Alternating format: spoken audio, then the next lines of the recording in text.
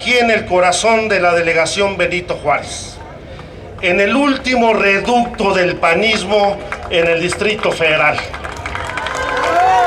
Y digo que es el último reducto del panismo porque Miguel Hidalgo hace rato que dejó de serlo. Y ahora en estas elecciones nosotros vamos a ganar esta delegación que lleva honrosamente el nombre del Benemérito de las Américas, porque no es posible que esa derecha conservadora que luchó contra el juarismo, esa derecha confesional que no cree en el Estado laico, que no cree en la educación pública, que no cree en la libertad de credos, que no cree en la diversidad de una sociedad, pueda seguir gobernando esta delegación tan emblemática para nuestra ciudad. Y para ello nos hemos preparado con los mejores candidatos en todas las delegaciones y en todos los distritos. Y aquí en Benito Juárez, vaya que tenemos un trabuco de candidatos, porque Bernardo Batis va a ser el jefe delegacional de Benito Juárez. Froilán Yescas va a ser nuestro representante en la asamblea.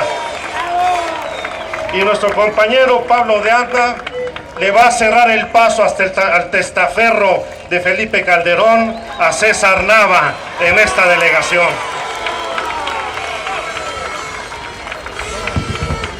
Vamos a una campaña difícil, donde no solamente vamos a ratificar nuestra mayoría en el gobierno de la Ciudad de México, porque primero vamos a ir a ratificar nuestro compromiso con la gente, con todos los habitantes del Distrito Federal, particularmente con los más pobres y los más necesitados, porque queremos seguir insistiendo en que no queremos los cargos públicos, no queremos los cargos de representación popular para beneficio personal.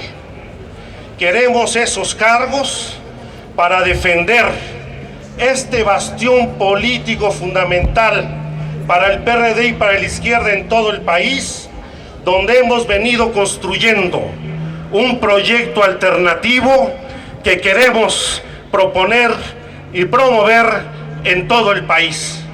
Aquí en la Ciudad de México estamos construyendo el proyecto alternativo de país.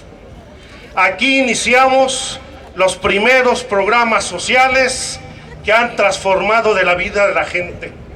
Nos acusaban de populistas, de que estábamos gastando irresponsablemente el erario público, que estábamos repartiendo el dinero que no era nuestro para proteger a los adultos mayores, a las madres solteras, a la gente con discapacidad, para construir universidades y preparatorias, para dar créditos a la pequeña empresa, y la gente del Distrito Federal no cayó en el garlito de la derecha, y no solamente nos ha seguido apoyando, sino ha reconocido que aquí ha habido un gobierno, ya varios gobiernos, vamos para 12 años de gobierno en el Distrito Federal, que hizo cumplir sus compromisos. Y pusimos en el centro de nuestro proyecto político la idea de que por el bien de todos, primero los pobres. Y hemos cumplido y lo seguiremos haciendo. Por eso, no basta refrendar nuestra mayoría. Tenemos que refrendar nuestro compromiso con un proyecto político. Y vamos a una elección en un escenario nacional sumamente difícil. Estamos en medio de la peor crisis económica que hayamos conocido en la historia reciente del país. Y miren que a muchos de nosotros nos han tocado vivir ya varias crisis. Desde 1982, cuando enfrentamos las crisis de sobreendeudamiento en la deuda externa del país. A finales de los 80, las crisis de inflación que llevaron a la contracción del gasto social y que derivaron en una de las peores decisiones del gobierno mexicano de privatizar y desmantelar el patrimonio público, y hoy estamos pagando las consecuencias. Y hoy estamos en una de las peores crisis derivada de la irresponsabilidad, de la corrupción, de la impunidad y de la falta de legitimidad de Felipe Calderón y sus aliados. Ahí decía Calderón que él era el candidato del empleo. Y hoy tenemos el más alto índice de desempleo en la historia del país. Cuando Calderón llegó al gobierno, había 900,000 mexicanas y mexicanos en el desempleo. Hoy hay 2,300,000 mexicanos que no tienen la oportunidad de encontrar un trabajo. Y eso nosotros lo dijimos a tiempo. Desde el año antepasado, cuando ya se veía venir la contracción económica en los Estados Unidos, y aquí el responsable del secretario de Hacienda decía que si había recesión en los Estados Unidos, aquí apenas nos iba a dar un catarrito. Y ese catarrito se volvió gripe, y esa gripe se volvió neumonía, y esa gripe se volvió epidemia, y hoy tenemos un verdadero virus de la pandemia que ha llevado a la crisis al país. Porque ahora no solamente no crecerá nuestra economía, ya habíamos señalado el estancamiento de la economía en los últimos 8 años, donde apenas crecía la economía a un promedio del 2.2%. Y este año no solamente no vamos a crecer, sino que la economía caerá por lo menos en 7%.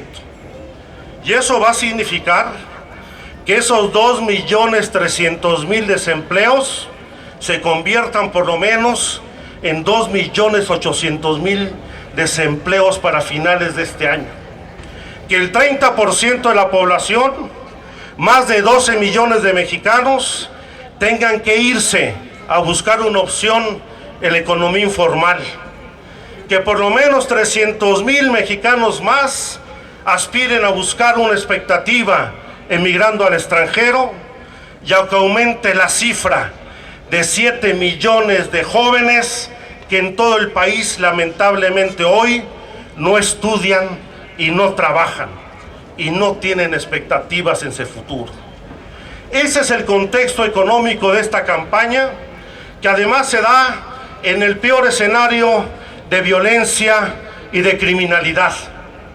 Ahí decían en la guerra sucia que si Andrés Manuel ganaba la elección no iba a haber empleo, y hoy es el presidente de facto, el presidente espurio del desempleo.